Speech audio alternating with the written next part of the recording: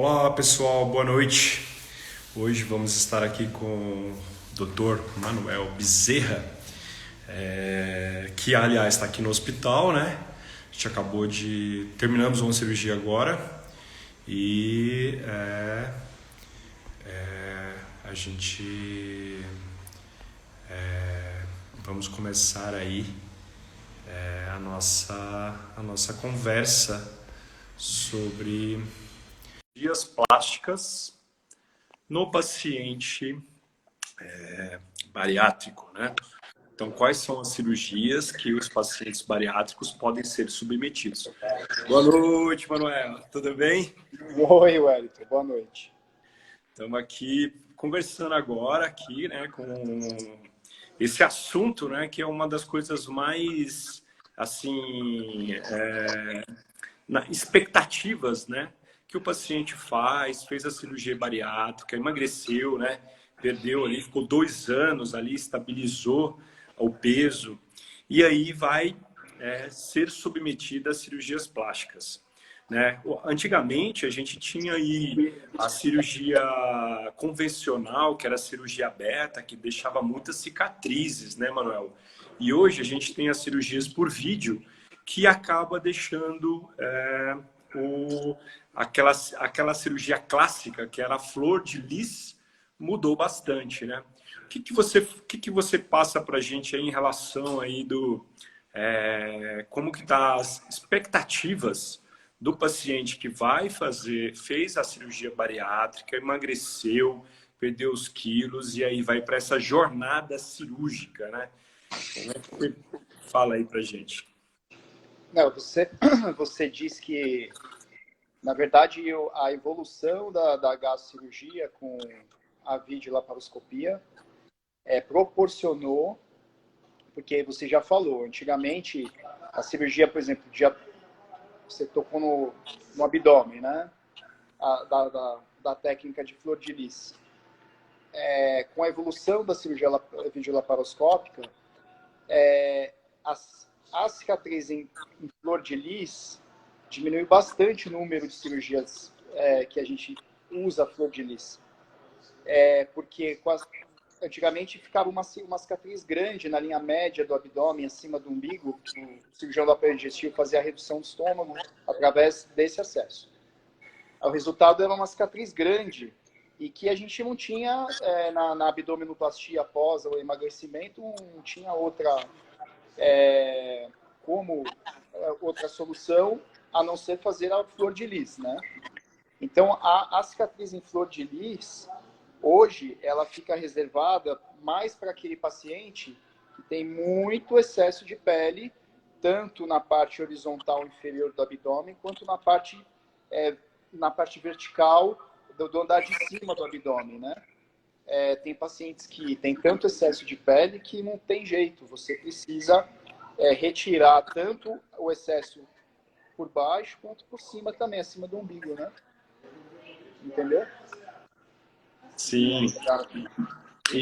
E assim, então a flor de lis, ela deixava, né? Então, aí, hoje em dia, com acesso por via videolaparoscopia, a gente praticamente não vê mais essa cicatriz acima do umbigo, essa cicatriz vertical acima do umbigo.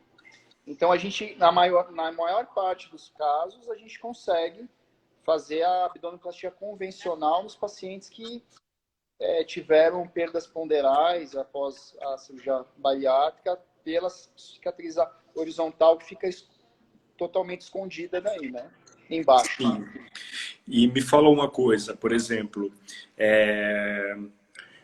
hoje você tem a opção de fazer abdominoplastia e às vezes com um paciente com excesso de flacidez, né, que perdeu muito peso, às vezes ele precisa até fazer a torsoplastia, né?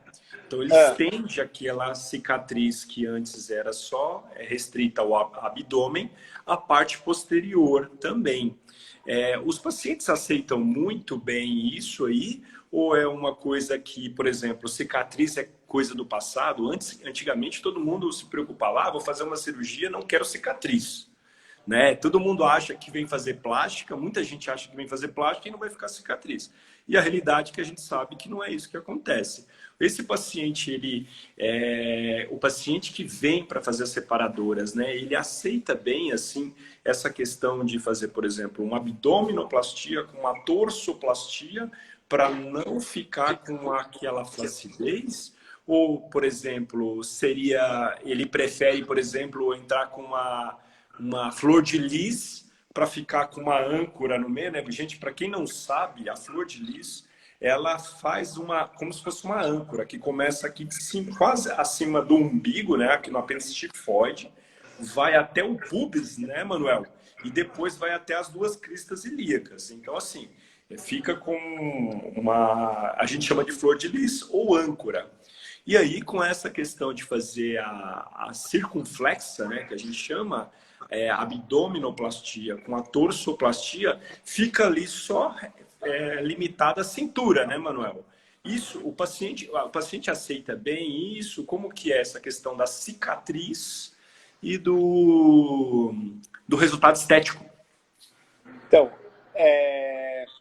em relação aos pacientes que submeteu uma cirurgia bariátrica, o que a gente vê é que todos eles aceitam bem as cicatrizes, tanto do abdômen, quanto da torsoplastia, que é a dermolipectomia das costas, né? Quanto uma cicatriz de uma braquioplastia do braço, quanto de uma curvoplastia da coxa também. O paciente, na verdade, ele quer se livrar daquele excesso de pele que está incomodando, né? Sim. Então, para ele, ele aceita bem. Nunca tive um paciente que se arrependeu de ter feito ou qualquer cirurgia devido à cicatriz, ao resultado do cicatricial, entendeu? É claro que essa cicatriz no braço, na coxa, não tá na minha opinião, não está indicado para todo mundo, não, né? Sim. São, na maior parte, para os pacientes que fizeram cirurgia bariátrica. E que tem uma quantidade de pele que está atrapalhando, tanto na forma do vestuário, ou na qualidade de vida, qualquer coisa que a pessoa faça, aquela pele incomoda. Até andar, a pele incomoda, né? Sim. Em relação à torsoplastia, você tem a opção de fazer no mesmo tempo cirúrgico, a abdominoplastia com a torsoplastia. Mas também não é todo paciente que está indicado, né? A gente sabe que o paciente que fez cirurgia bariátrica é um paciente que, de certa forma, é um paciente nutrido, né? Então, assim, ele emagrece às custas de uma síndrome desabsortiva, né? Sim. Então, é comum o paciente ter deficiência de vitamina, né? Outras deficiências nutricionais também, por isso que tem que ser acompanhado, muito bem acompanhado, com uma nutricionista, né? Sim. O próprio cirurgião do aparelho digestivo está acostumado a fazer isso também. Então, isso tudo interfere em atos cirúrgicos futuros, né? Sim, sim. Então, se é um paciente que tem que é desnutrido, a base nutricional dele não é tão boa, ele já não vai ter uma boa cicatrização. Sim. Então, o paciente ele tem que estar clinicamente bem para poder associar duas cirurgias como essa, abdômen e torso, né? Sim. É muito comum a anemia nesses pacientes, né? Por deficiências de ferro, por deficiência de ácido fólico, enfim. Então, esse paciente tem que ser seguido pro resto da vida, né? Com certeza.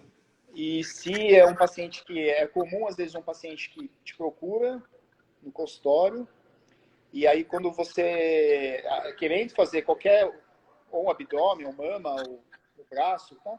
E quando você pede os exames pré-operatórios, o paciente vem com anemia, né? Sim. Então, ou com uma hemoglobina na taxa limítrofe ali. Sim. Então, é um paciente que não dá para você associar várias cirurgias, né? Sim. Então, o que às vezes o paciente bariátrico, né? Ele acha que ele vai vir para o centro, vai vir para o centro cirúrgico e vai fazer aquelas coisas de transformação, né? Ele chega e vai entrar lá e vai ser submetido a uma anestesia, e no outro dia ele vai acordar ali sem nenhuma flacidez, todo retomado. E, na verdade, isso não acontece, né? A gente faz uma programação, que é uma programação escalonada, né? Então, nessa programação escalonada, você vai executando as cirurgias, né? Conforme ali cada perfil de cada paciente. Uma coisa que é muito comum é a questão da cirurgia de mama, não só na mulher, mas também no homem, né? É comum esses reparos mamários no homem que emagreceu bastante? É comum, sim. É comum. É comum e o homem que emagrece muito, ele vai ficar realmente com uma mama, de um excesso de pele que muitas vezes a cicatriz final de tratamento de uma ginecomastia desse porte é uma cicatriz de mamoplastia, que seria o T invertido, né? É a mesma cicatriz que é feito para mulher. Não existe uma técnica diferente para o sexo masculino. Tem variações técnicas. Sim. Na cirurgia de ginecomastia tem variações técnicas, que cada técnica é aplicada para cada caso.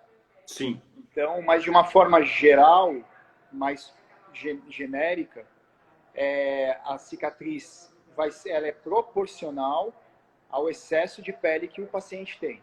Sim. Quanto mais excesso de pele aquele paciente vai ter, mais a cicatriz dele resultante da ginecomastia vai ser uma cicatriz maior, né? Então, essa cicatriz, a ginecomastia, ela pode vir o tratamento dela pode vir desde apenas uma lipoaspiração da região do peito, da região peitoral, até uma cicatriz de mama feminina, seria a cicatriz que fica ao redor da areola, e a cicatriz embaixo como se fosse um T invertido, né? Sim.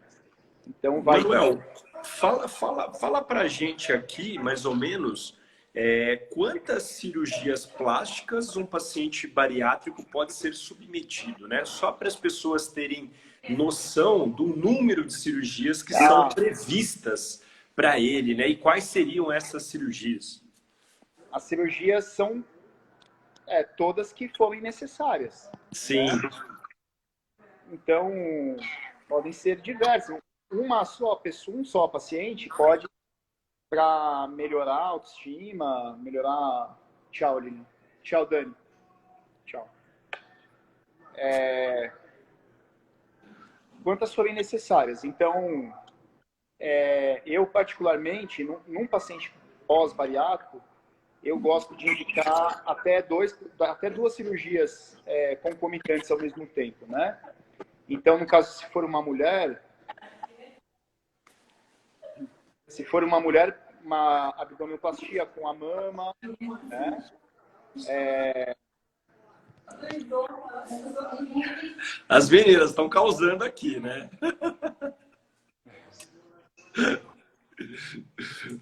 Desculpa, fala, Manuel. Não. Mas, assim, um só paciente pode fazer diversas. Pode, começando na cabeça, um facelifting,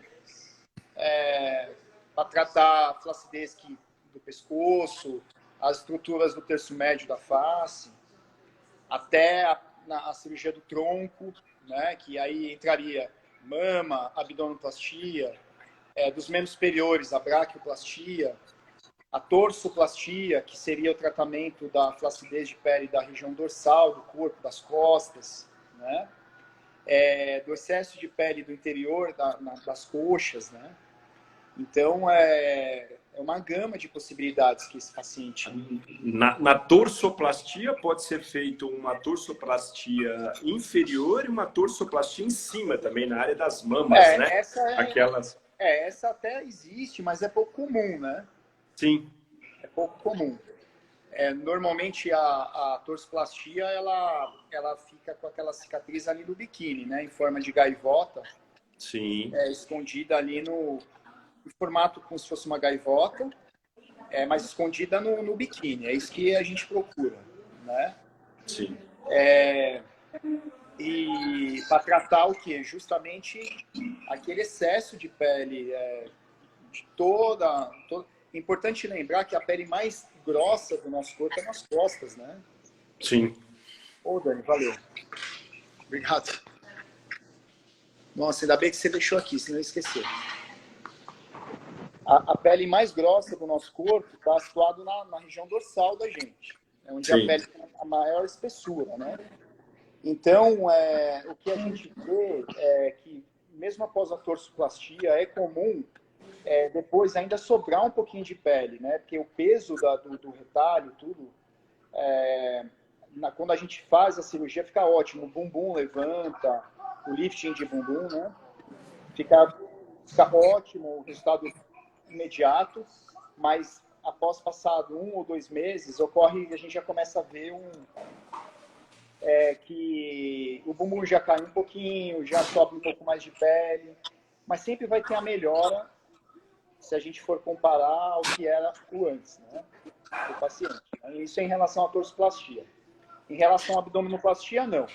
A abdominoplastia é uma cirurgia que traz um resultado muito bom e que você faz a cirurgia e é muito difícil você ter um excesso de pele pós-operatório, nada. Fica tudo tratado, fica muito bom.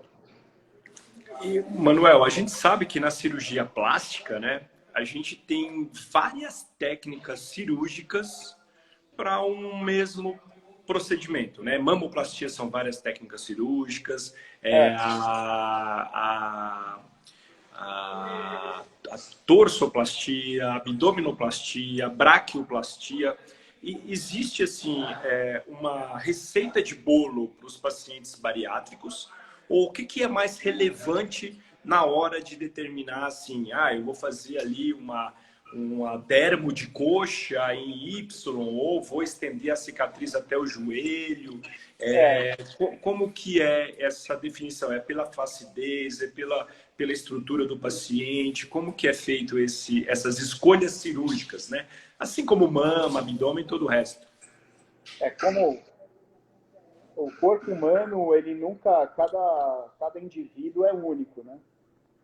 Então, você dizer que uma técnica, determinada técnica cirúrgica, determinada marcação, você possa usar para todo ser humano, não dá, né? Sim. Acho que cada indivíduo vai ter a melhor indicação para determinada técnica, determinada marcação, né? Mas, assim, de uma forma geral, a marcação da retirada de pele do braço e da coxa, eu não gosto que quando a cicatriz resultante, ela fica aquele T, né? Sim. Porque na junção desse T, normalmente podem ocorrer problemas de cicatrização, de deiscência. Então, eu procuro marcar como se fosse um L, né? Mas não é um L, eu não vou desenhar um L certinho, assim. Dependendo da região onde tem mais excesso, eu abro mais, então ele faz um... É difícil explicar falando como seria a marcação. Mas eu marco no sulco bicipital, né, onde fica o sulco do músculo bíceps, e na prega axilar, e eu procuro desenhar a cicatriz resultante no final vai ser próxima a um L, né? E na coxa a mesma coisa, né? Como se fosse a cicatriz ficaria na prega inguinal e ela desceria no meio da coxa, mas com um formato de L, evitando essa junção desses 3 pontos que a gente tem problemas de cicatrização e podem ocorrer deiscência, tudo isso, né? Então, mas depende de cada paciente, né? Aí eu tenho essa preferência, a cicatriz final vai ter uma qualidade melhor, mas às vezes o excesso de pele não nos obriga a fazer outro tipo de ressecção, né? Então, cada indivíduo é único, né? Sim. Pode falar. Não tem como. A gente tem que fazer uma programação para o paciente, normalmente, qualquer tipo de paciente, né? Quando eu vou realizar uma cirurgia, o paciente ele sempre tem um pré-operatório, né, no consultório, no mínimo são 2 consultas de pré-operatório, e nessas consultas a gente conversa sobre tudo, né? Até sobre anestesia, de Sim. como vai ser a anestesia, tudo. E também do que seria melhor para aquele determinado indivíduo, né? E o que ele está querendo, né? A cirurgia de mama, por exemplo, tem diversas variações técnicas. Tem cirurgia de mama com que você usa implante mamário, que você não usa, que você reduz a mama, aquela cirurgia que a paciente só está buscando levantar a mama hoje, sem colocar implante. Então, tudo isso a gente precisa levar em consideração, ouvir o que a paciente está querendo, né? Muitas pacientes hoje estão refugando o implante mamário por diversas coisas, né, que se ouve da doença do silicone, ou mesmo porque o implante mamário ele não vai durar para sempre, e ela não quer ter essa responsabilidade de, no futuro, ter que, de repente, fazer outra cirurgia para troca do implante. Então, tem toda uma gama de coisas que tem que ser discutido com o paciente. Você acha então, que a mulher hoje escolhe uma cirurgia, no caso, reparadora, cirurgia bariátrica, ela faz a opção de não pôr o implante com a possível suposição de tirar no futuro? Ou você acha assim que, por exemplo, no paciente que emagreceu muito, que tem flacidez, a prótese de silicone, né, o silicone daria uma qualidade estética melhor para a paciente? Qual que é a sua opinião? Vai muito de cada caso, né? Sim. Uma técnica de mastopexia, que a gente cruza os retalhos mamários de glândula e faz a ressecção do excesso de pele, a paciente vai ficar com uma mama muito bonita. Sim. Né? Só que vai ficar uma mama natural. Né? Sim. E, às vezes, a paciente ela acha bonito o colo que o implante mamário, a prótese de silicone dá no colo superior, né? O volume que dá, o formato da mama, a paciente acha bonito aquele formato. Então, às vezes, ela está buscando isso.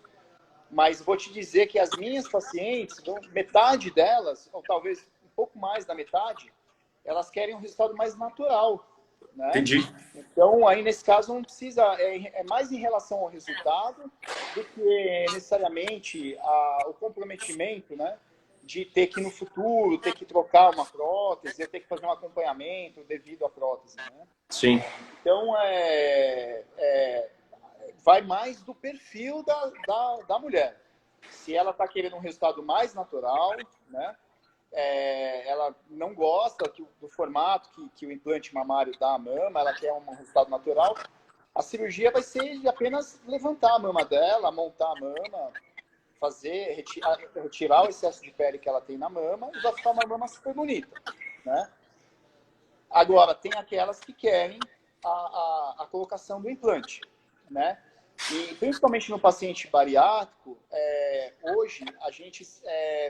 com as modificações técnicas que a gente, com o avanço na cirurgia de mama, o implante abaixo do músculo, ele está ganhando, na minha opinião, cada vez mais seu espaço, até em relação a um resultado futuro, né? De manter aquele resultado, né? Porque a cirurgia de mama com prótese mamária é uma cirurgia que, dependendo de vários fatores, do tipo de pele, se é uma mama mais glandular, se tem bastante parênquima, ou uma mama que tem mais gordura, ou uma paciente que pode vir a ganhar peso.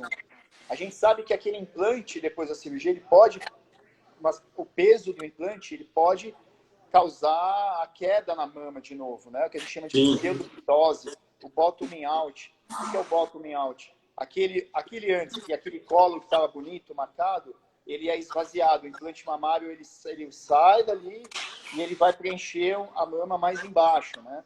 Então, o bottoming out, né? Essa parte superior da mama que antes estava bonita, esvaziou, o implante ele desceu.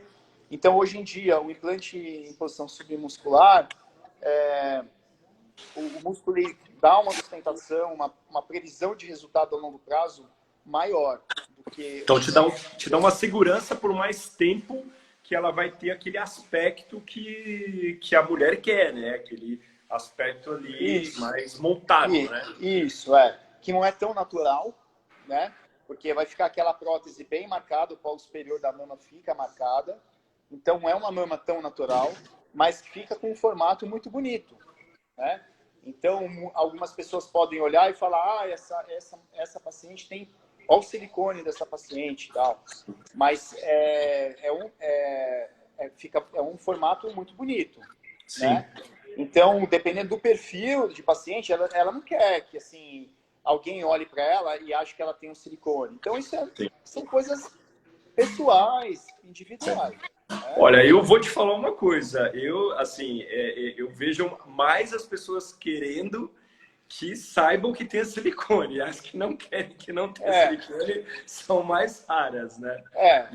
Mas com certeza também tem aquelas pacientes que querem resultados mais naturais, que não querem o implante, Sim. e estão buscando resultados mais naturais sem a prótese mamária, né? Mas, então, isso tudo é conversado antes, né? E a gente indica a cirurgia conforme o perfil da paciente, o que ela está buscando. Isso não é só na cirurgia bariátrica, é em qualquer paciente, né? Qualquer mulher que está buscando a cirurgia de mama, né? Que procura o cirurgião plástico para melhorar o aspecto, a forma da mama, né? E assim, é comum nesse paciente bariátrico que vai ser submetido à mama, e aí atrás também tem um excesso de flacidez, né? Aquele paciente que tinha, sei lá, perdeu 100 quilos, 120 quilos. Pode ser programada uma cirurgia que você já faça a correção dessa mama com a torsoplastia posterior. Isso é uma cirurgia que pode ser realizada? Pode. Mas é uma cirurgia que também não é tão comum, mas Sim. que às vezes essa prega da mama ela se estende até o dorso na linha do sutiã, e inevitavelmente você vai ter que fazer essa retirada de pele. Então a cicatriz ela se estende até as costas, né? Sim. Porque a paciente não vai querer aquela dobra aqui do lado, não Sim. vai. Então a gente já prevê isso no pré-operatório, já faz a programação cirúrgica e aí já resseca essa quantidade de pele que está em excesso, que vai da mama, se prolonga através da axila e às vezes para lá na escápula, né? Lá nas costas. Sim, sim. Então aí você já faz toda a ressecção de uma vez só. Uma circunflexa, né? Faz todo o contorno. E, Manuel, me fala um pouquinho de face, né? O que a gente pode programar aí para o paciente, né? A gente tem aí o excesso né? Principalmente aqui, né? Na parte cervical. Também tem os preenchimentos, né? Aquela coisa que fica realmente muita flacidez, né? O mini lifting, né? Explica aí um pouquinho para a gente qual que é a diferença do lifting para o mini lifting, principalmente nesses pacientes que têm esse excesso de flacidez na região cervical. Para mim não tem muita diferença nesse tipo de denominação. O que seria... tem vários nomes a cirurgia de face, né? Sim. Então, o mini lifting facial, o lifting facelifting, a ritidoplastia, ritidectomia, tem vários nomes. Mas, basicamente, hoje em dia, na cirurgia de mini lifting ou facelifting, você busca a menor cicatriz possível, né? Então, normalmente, a cicatriz ela pode começar, às vezes, um pouquinho dentro do cabelo e ela vai terminar atrás da orelha. Ou ela pode começar na frente da linha do cabelo, subir e depois terminar aqui. O posicionamento da cicatriz na frente da orelha é diferente do homem, da mulher, por causa da barba. Mas, de uma forma geral, eu procuro fazer a cirurgia menor possível, né? E a gente trata não só o facelifting hoje vai tratar o terço médio da face. A gente procura definir muito bem o pescoço, a linha da mandíbula e tratar o pescoço, né? Sim. A região frontal, a gente procura depois, a gente trata o paciente com a cosmiatria. Eu acho que a cirurgia aqui de acesso coronal hoje tem pouca indicação, né? Eu particularmente não gosto, porque a linha do cabelo sobe muito, né? Pode ter alopécia na cicatriz coronal. Sim. Então, hoje a gente busca uma cicatriz a menor possível, né? E uma coisa que revolucionou hoje a face é que a gente justamente tem a cosmiatria para servir como coadjuvante com a cirurgia, né? Então, muitas vezes, isso no consultório direto, sempre as pacientes, você acha que eu estou precisando já fazer o rosto? E eu falo, não precisa ainda, né? Sim. A gente pode fazer um bioestimulador, né? Então, hoje no mercado, no consultório, eu tenho usado 2 tipos de bioestimulador, né? O ácido polilático e a hidroxiapatita de cálcio, né? Para estimular colágeno. Então, a gente tem feito muito no terço médio, no pescoço, nas mãos, né?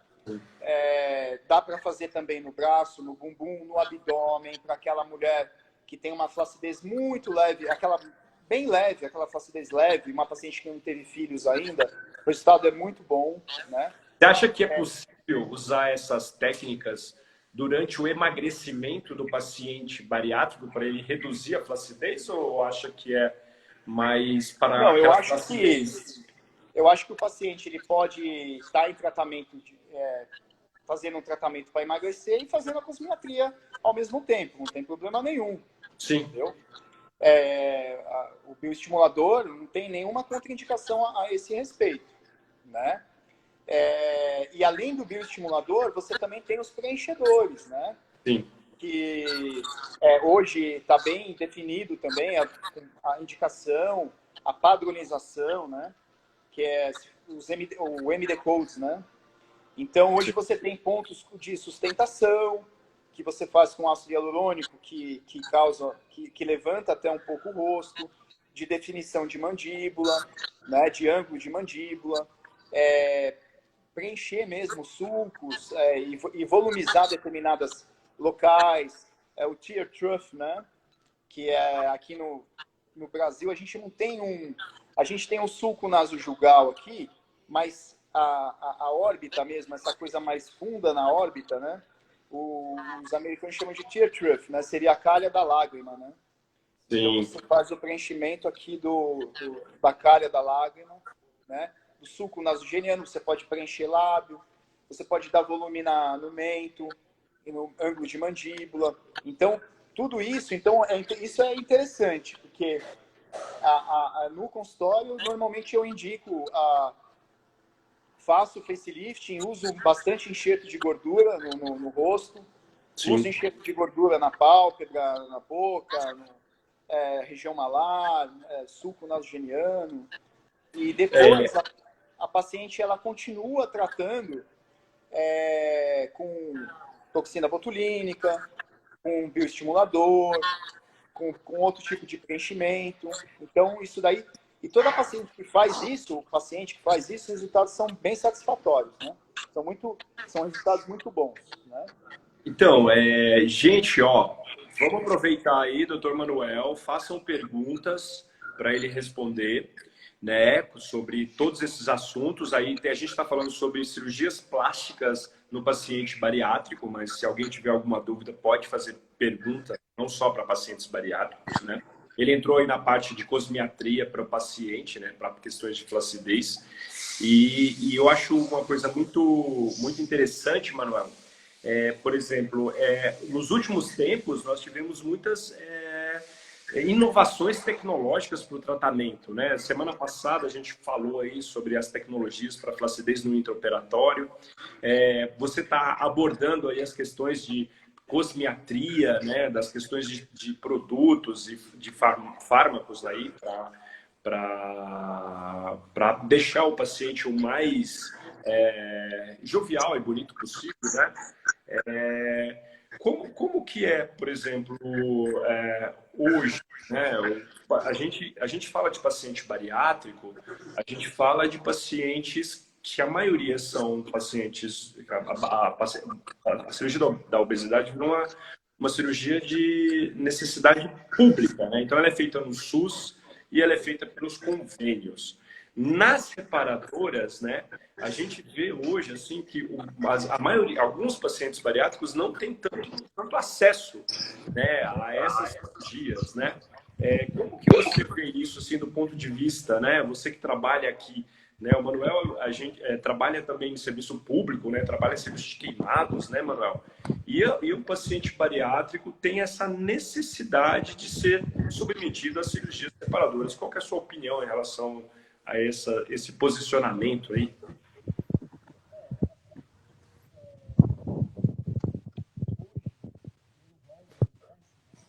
Ficou sem som.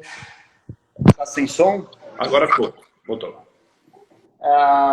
Pelo rol da ANS, os convênios, eles são obrigados a cobrir a abdominoplastia de um paciente que teve perda ponderal. Né? Sim. Mas é a única cirurgia que os convênios são obrigados a cobrir. As cirurgias que são estéticas e reparadoras ao mesmo tempo, né? Sim. Né? A cirurgia a paciente que faz cirurgia bariátrica, ela não tem direito a fazer a cirurgia de mama pelo convênio, ou o braço, ou a coxa, né? Então, infelizmente, essas cirurgias são particulares, né? Sim. O que significa ser uma cirurgia particular? A paciente ela precisa pagar os honorários da equipe e os honorários hospitalares, né? Então, mas a abdominoplastia, os convênios, eles são obrigados a cobrir. Sim. Né? Então, isso não tem como a gente mudar, porque já é uma questão política, né? Uma Sim. questão que envolve um lobby muito grande, né? do interesse daí dos planos de saúde, com os hospitais, aí já foge muito, né? E não sei se isso vai mudar algum dia, entendeu? Sim. E as cirurgias de mama, né? E isso é comum no consultório. Muitas pacientes perguntam se o convênio cobre a cirurgia de mama, né? As cirurgias estéticas, o convênio não cobre. Sim. Os convênios são obrigados a cobrir as cirurgias relacionadas ao tratamento do câncer de mama e a reconstrução após a retirada de um câncer de mama. Sim. Né? E lesões, né, associadas na mama, né? Então, lesões, um nódulo, enfim, qualquer lesão mamária, os convênios eles vão cobrir. Mas uma cirurgia de mamoplastia, ou às vezes a paciente ela tem a mama muito grande, gigantomastia, ela precisa reduzir a mama, porque a qualidade de vida dela está ruim, está com dor nas costas, enfim. É difícil arrumar sutiã, roupa, né? O convênio não cobre. Né? Mesmo um ortopedista com laudo, é muito complicado, entendeu? Então, infelizmente, os pacientes eles recorrem tem que daí recorrer às cirurgias particulares mesmo. Né? Sim. Fazer esse esforço. Muitos pacientes enfim, vão pagando a cirurgia ou juntam o dinheiro para poder fazer determinada cirurgia. Né? Essa é a realidade. Sim. E outra coisa, assim, a gente está falando do paciente, né? Eu acompanho vários grupos de bariátricos, né? Eu vejo lá os dilemas deles, todas as dúvidas, né? Tudo é muito bacana, porque assim, virou uma comunidade, né? Todo mundo se ajuda, quem já fez passa as dicas, quem não fez, né? Tá com dúvida, vai lá e pergunta. Então é bem bacana toda a comunicação deles, né? O que você acha, assim, na sua opinião, que é mais importante hoje para o paciente bariátrico que vai ser submetido a uma cirurgia plástica, né? Não, eu acho já chamou a atenção aí da questão da nutrição. A gente chama muita atenção. Por quê? Porque muitos pacientes vêm para a cirurgia sem ter aquilo que você já tinha falado no início, né? Você olha, o paciente está ali desnutrido, está com ferritina baixa, está com ferro baixo, está com anêmico. Quais são as suas sugestões, né? O paciente, eu cheguei, sou um paciente bariátrico, doutor Manuel, vou passar com você, você vai fazer ali as minhas cirurgias, né? Quais são as suas orientações para que eu tenha sucesso aí no pós-operatório das cirurgias bariátricas? Na verdade, assim, eu acho que a paciente, esses grupos são válidos, né? Porque são pessoas que trocam a experiência, né? Então,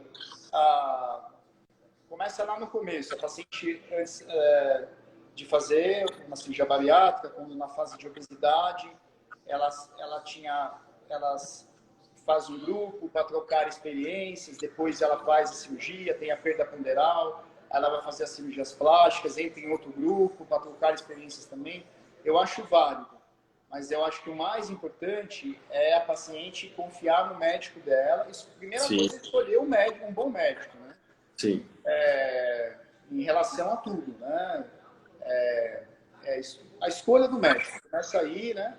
E uma pessoa mais criteriosa, que siga protocolos e tudo, né?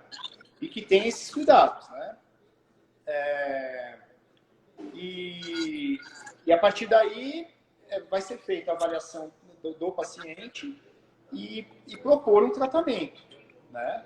Então, às vezes a paciente também passa comigo, passa com outro colega, depois passa com mais outro, enfim, fica pulando de consultório em consultório, para ouvir a opinião de cada um, né? E às vezes a opinião de todos diverge, né? Às vezes cada um fala uma coisa, né? Então às vezes isso também não é tão legal. Eu acho que por isso que conseguir a indicação de um médico é a melhor forma, né? Então às vezes aquela experiência, por exemplo, ele operou a minha irmã, deu tudo certo, meio que isso é muito comum, né? A gente às vezes eu opero várias pessoas da mesma família, assim, sabe? Porque elas já sabem como eu converso, como é o tratamento, e às vezes já fica amigo de todo mundo e acaba operando todo mundo na mesma família. Então, médico de família. É? Médico de família. Cirurgião plástico da família. A paciente que operou hoje mesmo, já operei duas amigas dela, e inclusive a amiga dela foi eu que operei, está no quarto. A outra amiga tinha operado há 6 meses atrás, todo pós-operatório ela ia com a amiga, tudo. Então, assim, ela segue o processo, né? Então, ela já começa a se familiarizar com isso, entendeu? Como é o pós-operatório, os curativos, a questão de tudo, né? De como funciona, entendeu? Mas para aquele paciente que às vezes não tem indicação, né? Que escolha bem o seu médico, né? E que fique muito atento a isso, né? Aos critérios, aos protocolos, aos cuidados, né? E seguir, confiar no seu médico que você escolheu, porque é com ele que você vai seguir para ir até o final, né? Sim. Então, tudo que ele propôs de tratamento, o paciente segue, que vai dar certo, né? Entendeu? Eu acho que é por aí, né? Sim. Manuel, fazendo aí nossas considerações finais, né? O que você passa aí para os pacientes, né, bariátricos que estão procurando aí a cirurgia plástica? Você já falou aí, né, de ter confiança no médico, de orientações e tudo mais. Quais são as suas considerações finais aí para ir sobre esse assunto da plástica? Eu acho que o paciente que vai fazer uma cirurgia plástica estética, a pessoa está realizando um sonho, né? Então, aquele momento da vida daquela pessoa está sendo muito importante, né? Não só do paciente pós-bariátrico, qualquer um, né? É muito importante aquilo ali para o paciente, né? Então, tudo isso aí não é de um dia para o outro, faz parte de um processo, né? Esse processo que é desde lá do começo, da primeira consulta com o cirurgião, depois do retorno, das propostas terapêuticas, tudo que é conversado, Enfim, tudo isso é um processo que vai culminar na cirurgia e que depois vem o pós-operatório, e aí o pós-operatório tem a fase que fica inchado, que a cicatriz está no início, que tem dor, que é tudo legal, e aos poucos aquilo vai melhorando até chegar naquele tão momento desejado do resultado final, né? Então, o paciente, o homem, a mulher, o paciente bariátrico, o não bariátrico, qualquer um que quer fazer a cirurgia plástica, ele tem que pensar nisso tudo, né? Que é um processo, né? Que não é de um dia para o outro que vai ter aquela mudança. Ah, vou fazer o nariz. Quero melhorar as linhas do meu nariz. Não adianta que o teu nariz não vai ficar lindo de um dia para o outro, né? O teu nariz vai ficar inchado. É depois de um ano que o teu nariz vai chegar ao resultado final, né? Vai ficar naquele jeito, que não vai ter mais edema, nada, entendeu? Então, tudo isso faz parte do processo e é muito válido. A cirurgia plástica, ela ajuda, o objetivo da cirurgia estética é justamente esse, é melhorar a qualidade de vida dos pacientes, né? Das pessoas, a autoestima, né? Às vezes alguns complexos, tem muitas pessoas que têm complexo, uma série de coisas que a cirurgia plástica pode ajudar e melhorar, né? E acima de tudo, manter a função, né? Como dizia o professor Pitangui, né? Toda e qualquer cirurgia, você tem que manter a função. O que é manter a função? O paciente vai fazer uma cirurgia de pálpebra, tem que sair abrindo e fechando o olho. Sim. Não pode sair com o olho com ectrópio, com lagoftalmo. O paciente vai fazer uma rinoplastia, tem que sair respirando bem, né? O paciente que vai fazer uma cirurgia de abdômen tem que sair, enfim, manter a função, né? Então, eu acho que a gente está aí para isso, né? Sim. E às vezes tem muitos pacientes que te pedem determinadas coisas que não são possíveis. Cabe ao cirurgião explicar o porquê que aquilo não é possível. Sim, isso é sim. muito importante, né? E o divã por diversas coisas, né? Tanto isso é uma clássica nossa, né? Que a cirurgia é uma cirurgia de meios e não uma cirurgia de finalidade, né? Então, a técnica cirúrgica que é utilizada é para proporcionar um resultado dentro de um meio e não de uma finalidade, né? Esse é o princípio aí que a gente pega. Então, assim, uma coisa que a gente sempre está passando, que é a importância, né, do preparo do paciente, questões de uma nutrição adequada, exercícios físicos, atividades laborais, melhorar toda a condição física para ir para o dia da cirurgia, tá com a imunidade elevada, tá com menos inflamação. Então, se afastar de alimentos que causam grandes inflamações, tipo farináceos, açúcares, leite, derivados, não comer carnes, embutidos, todas essas coisas são orientações, fazer colágeno, fazer nutrição, para que o resultado seja o melhor possível, a cicatrização, a imunidade e tudo mais. Manuel, muito obrigado aí pela sua presença. Se alguém tiver alguma dúvida, né, pode fazer as perguntas aí, Manuel responde. E até o nosso próximo encontro. Obrigadão. Eu que agradeço. Tchau, tchau. Valeu.